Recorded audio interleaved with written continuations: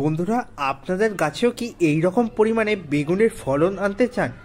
গাছে কি বেগুন একদমই ধরছেন না, বা বেগুনের ফুলগুলো দেখা দিলেই খুব তাড়াতাড়ি ঝরে পড়ছে, বা বেগুনের সাইজ বড় হচ্ছে না?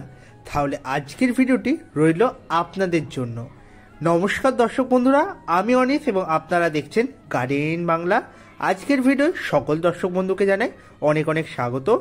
সকলকে রিকোয়েস্ট করব প্লিজ চ্যানেলটিকে সাবস্ক্রাইব করে নেবেন এইরকম ভিডিও দেখার জন্য। বন্ধুরা, আপনারা এখন দেখছেন আমার ছাদ বাগানের মধ্যে কি সুন্দরভাবে বেগুনের ফলন হচ্ছে। এই 2-3টে গাছ নয়, আরও 10-12টা গাছ আমার কাছে রয়েছে। অবিরামভাবে শীতের শুরু থেকে গাছগুলি ফলন দেয়া শুরু করেছেন। গত কদিন আগেই তোমাদের গাছগুলো দেখিয়েছিলাম, আবারও দেখাচ্ছি এখন কীরকম পরিমাণে গাছগুলোতে ফলন এসেছে। শুধুমাত্র দেখুন, এই রকম ফলন আপনারাও গাছে আনতে পারবেন। খালি আজকের ভিডিওটা একটু ধৈর্য ধরে দেখতে হবে এবং ভিডিওতে বলা টিপসগুলো এবং যে খাবারটা দেখাবো সেই খাবারটাকেও ফলো করে গাছে যথাযথ অ্যাপ্লাই করতে হবে। আমরা বেগুনের গাছ যখনই বসাবো ঠিকঠাক সময় বুঝে গাছ বসাবো। যেমন বেগুনের গাছ বসানোর 3 থেকে 4টে আদর্শ সময় রয়েছে। যেমন রয়েছে অক্টোবর থেকে নভেম্বর, রয়েছে ফেব্রুয়ারি টু এপ্রিল, রয়েছে জুন থেকে জুলাই, রয়েছে সেপ্টেম্বর টু অক্টোবর।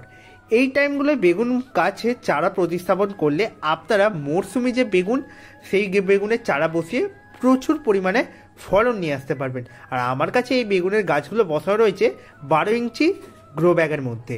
গ্রো ব্যাগের মধ্যে খুব সহজেই এখন চাষের কাজ করা যাচ্ছে এবং খুব সহজে বেগুনের চাষও করা যাচ্ছে। আপনারা নিশ্চয়ই দেখে বুঝতে পারছেন গাছগুলো খুবই ঝাঁকড়া হয়ে উঠেছে এবং খুবই হেলদি। এই অবস্থায় দাঁড়িয়ে গাছগুলোর যদি আমরা যথাযথ যত্ন নিই তাহলে গাছ থেকে আমরা প্রচুর পরিমাণে ফলন পেতেই থাকবো অবিরামভাবে। এমনিও বেগুনের গাছ বহুদিন বাবদ ফলন দেয় এবং যে খাবারটা দেখাচ্ছি খাবারটা দিলেই গাছে অসম্ভব পরিমাণে ফলন দেখা দেবে। এই যে খাবারটা তোমরা দেখছো এর মধ্যে রয়েছে শুকনো কলার খোসা এবং রয়েছে চা পাতা। এটি গাছকে অর্গানিকভাবে বুস্ট করে গাছে অসংখ্য পরিমাণে ফুল নিয়ে আসতে সাহায্য করবে এবং গাছের কুঁড়ি ঝরা অনেকাংশে কমিয়ে দেবে। এই খাবারটি খুবই সহজলভ্য এবং ঘরোয়া একটি খাবার, তোমরা গাছে প্রয়োগ করতে পারো। এটি 2 সপ্তাহের ব্যবধানে একবার করে গাছে দিয়ে দিতে পারলেই খুব ভালো কাজ দেবে। 2 থেকে 3টে পাকা কলার খোসা এবং 1 মুঠো পরিমাণে ইউজ করা চা পাতা গাছের মাটির মধ্যে দিয়ে দিতে পারলেই মাটিটা একদমই ঝুরঝুরে এবং আদর্শ জৈবিক মাটিতে পরিণত হবে, যেটি আমাদের গাছে প্রচুর পরিমাণে বেগুনের ফলন নিয়ে আসতে সাহায্য করবে।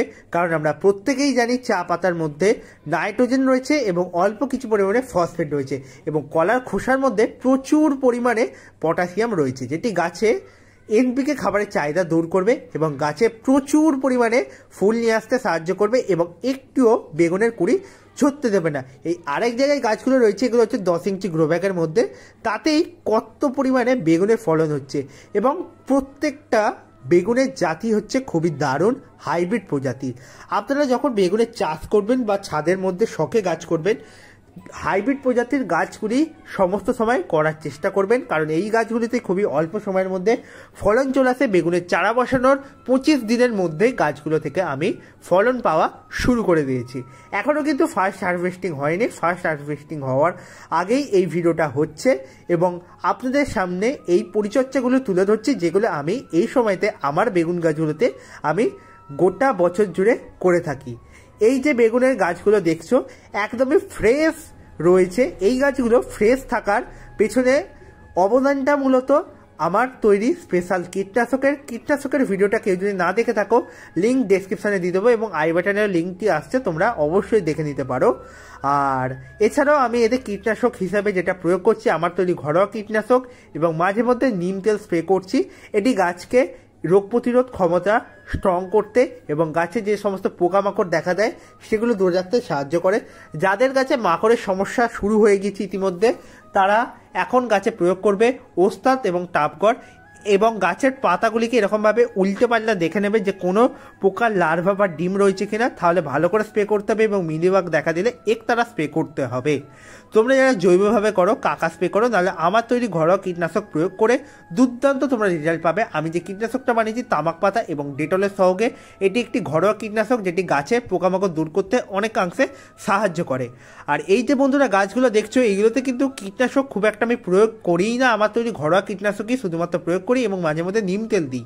তোমরা এরা শুধুমাত্র নিম তেল দেবে সপ্তাহে একবার করে, অবশ্যই নিয়ম করে নিম তেল দেবে। 1 লিটার জলে 1.5 ml পরিমাণ নিম তেল নিয়ে 10 মিনিট রেখে দিয়ে তারপর স্প্রে করবে, খুব ভালো কাজ দেবে। এবং চাইলেও তো একটু পরিমাণে লিকুইড সোপ দিয়ে দিতে পারো। এবং যেটা সব থেকে গুরুত্বপূর্ণ বলার বিষয়, এই সবজি গাছের ক্ষেত্রে নিয়মিত কিন্তু জল সেচ করতে হবে, মানে গাছে পরিমিত হারে জল দিতে হবে।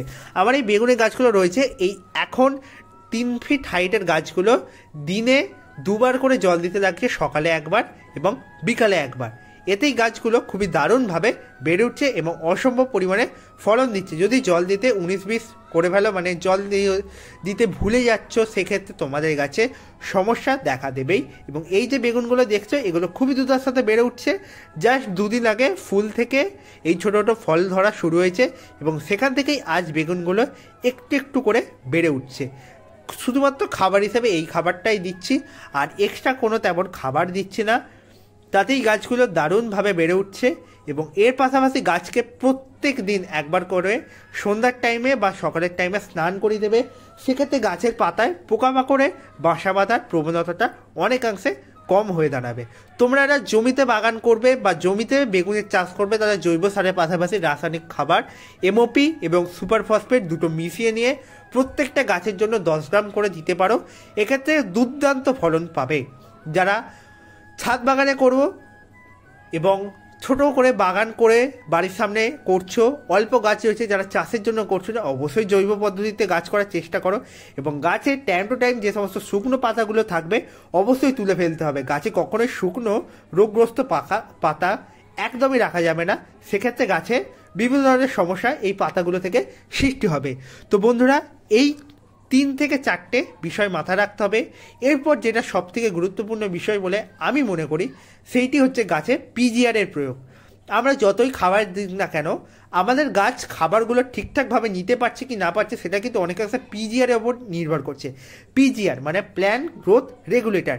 পিজিআর হিসেবে যেটা তোমরা দিতে পারো, গাছে ভাতের ফ্যানটাকে পচিয়ে নিয়ে মাটির মধ্যে দিতে পারো এবং স্প্রে করতে পারো, এটি একটি খুব দুর্দান্ত পিজিআর।